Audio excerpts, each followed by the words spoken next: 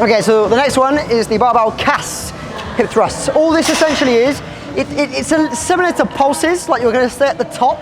So in terms of like the depth and the level that you would go for, you're just not going to come to the second, middle, third. You're not going to come to the bottom for the depth. You're actually going to sit at the top, and you're going to just keep the tension the entire time on the glute. So essentially, bring yourself up. Okay, shoulder blades back. Put your bra strap on it. Bring yourself out. I don't want your heels too close. Feet are too far away. Your hamstrings will get too much to play in. Bring them back to the square. Toes facing forward. Essentially, top third only. Looks like this.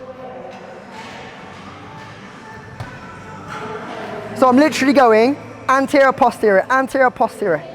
That's all that's happening. You'll get a very quick burn on this, anterior, posterior. There's no thrust in it. It's just the hip tilts. Have a go.